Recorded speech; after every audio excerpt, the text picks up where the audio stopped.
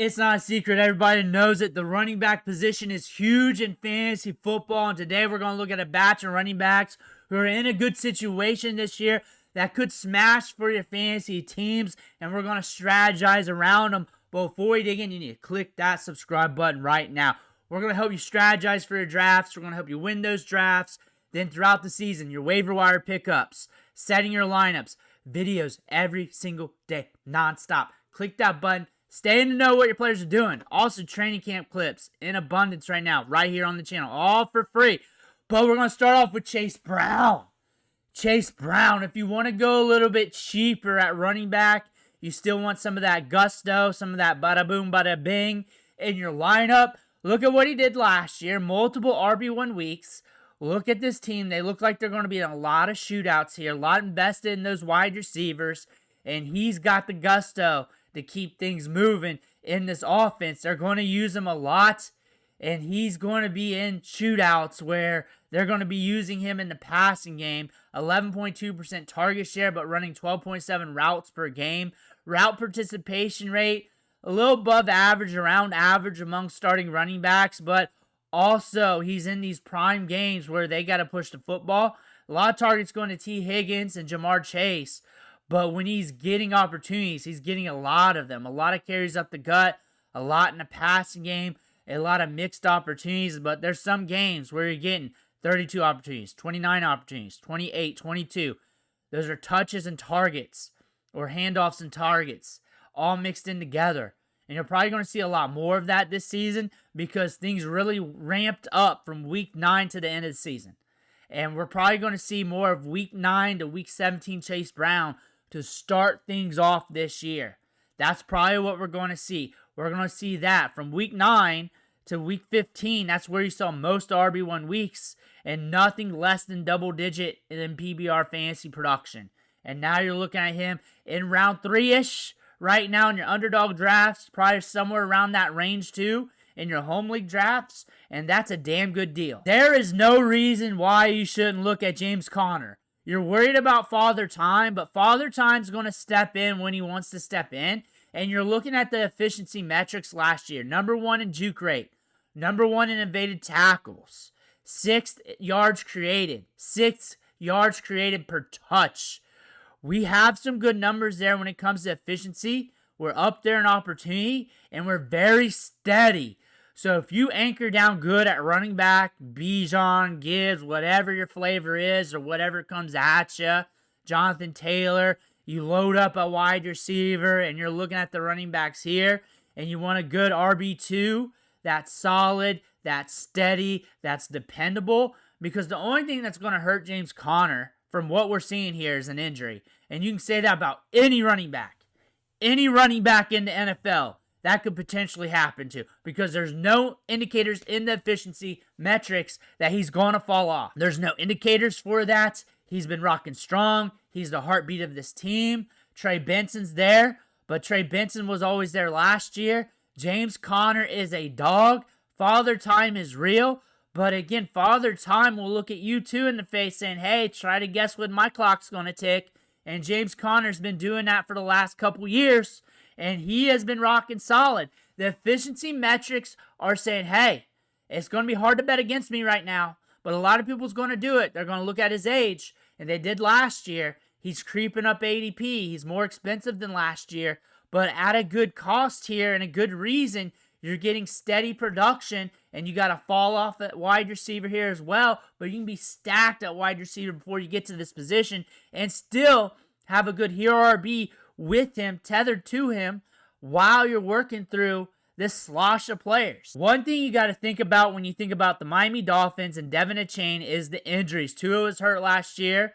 He had the concussion. We had Waddle hurt last year. Tyreek Hill had that hand-wrist injury. And you're looking at Devin Achane still producing. So what's he going to look like this year when things are ramped up? What's that going to look like? Because he was very explosive last year. Yards created, 8th. Yards created per touch, 7th. Fantasy points per game, 6th. Fantasy points per opportunity, 9th. 4th in routes ran, getting a lot of work in the passing game. Those are money opportunities. A good target share, 2nd among running backs. Route participation rate, 7th among running backs. All the clues are there. The only thing that could really hurt him is an injury, and that could happen to any running back out there. He's been banged up before, you could definitely say that, but we had pretty much a full season last year, so you can't really say that much against him, and you can say that about any running back in the National Football League. 13th in evaded tackles. We are in a prime position here to go nuclear this year if everything goes right with the Dolphins. If they look better than what they did last year, because it was not a good season for the Dolphins, and he still produced. He had some down weeks, but he still produced 17.6 points per game. More often than not, an RB1, fantasy point-wise. We could see him hit more of his upside. There's more ceiling to this. This isn't like him just tapping into his upside. There's more ceiling to this if this team does better moving the chains. I get online, I look left and right, I see a lot of channels fading Kyren Williams, and I understand the process because they brought in Hunter, they got Blake Corum, there could be competition, but the thing that stays the same is McVay, and McVay loves him some Kyren Williams, and Kyren Williams is probably going to get the boat of the touches, still the same, like always, and getting all the work, and not leaving the field until something happens. If the injury bug bites, then there's a chance that we might see a committee. You might see the rookies in there maybe taking 5 to 10% of the workload, but that would still be a workload that's still well above average among running backs in the National Football League.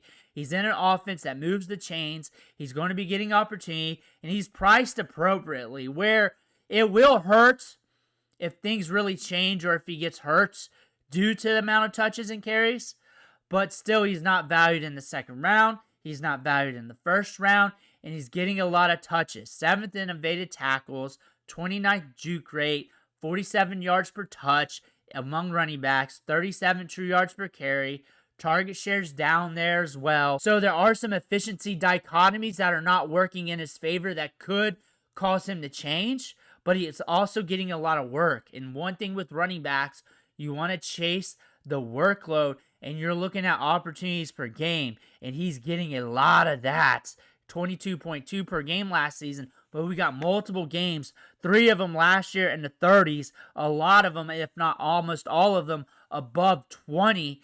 That being said, even if that reduces a little bit, say those high-end weeks, 25, 26, those low-end weeks probably going to stay around the same, you're still going to get decent production. He's rather safe. The only thing that could really hurt him is the injury bug. They probably will use some of these rookies a little bit more, maybe, but McVay does not want him to leave the field either because he's so damn dependable. There's too much upside here with Amarian Hampton to ignore. I don't want him as my RB1, like as my hero RB on my team. Like I want him stacked with a stud running back for sure if I'm going to do this. But the upside's there, the offense is there, everything's there for him to smash this year. Good size, adjusted athleticism. I know you guys saw the run at the Hall of Fame game where he could not get the edge, but remember, rookie ramp-ups are real. All rookies need time to ramp up. You got to give him a grace period too, even though he's going to be getting touches and opportunities. But the touches and opportunities during the start of his rookie season is going to allow him to develop and ramp up. Amarian Hampton has a lot of upside in his offense. He's cheaper than Ashton Genty and is in a spot where he's going to get a lot of touches. Najee Harris is back at practice, but he's just walking around in circles right now. That's the extent of his workload. Amarian Hampton has been getting all the work, all the looks, all the opportunities. That's going to bode well for the start of the season. Ooh, this is a running back play that you got to make that gamble one way or the other. It's a gamble one way or the other. Because if he gets injured again, it's back to last year. However, if he's healthy and on the field, you know what you're going to get. So you're walking that fine line. What are you doing? He's looking good in training camp. He's looking healthy. He's looking good on the clips. He's looking solid. He's running. He's working smooth. And he's back to some degree. If the injury bug comes back, if Father Time's behind him like the Grim Reaper, maybe. Maybe he misses like 6 games, 5 games, 4 games, 3 games, 2 games. Maybe that happens. Maybe we get most of a season out of him. But when he's healthy and on the field, Even when he's coming back, we saw that last year. He's getting opportunities. He's running a lot of routes. He ran 16 routes per game when he was out there. That's a lot. That is a lot of routes ran. He's getting work in the passing game. And that's hell for fantasy production. That is going to burn things up in your lineup and allow you to be productive. He's got immense upside. If you're looking at the running backs behind him, all of them have some characteristics where things could go badly for them. But it remains the same. When Christian McCaffrey is on the field, he smashes. When he's healthy, good to go. You're just going to have to make that gamble because the future is not predictable. There's nothing outlying in the stats outside the injury history. But if he's back and on the field, he's a smash.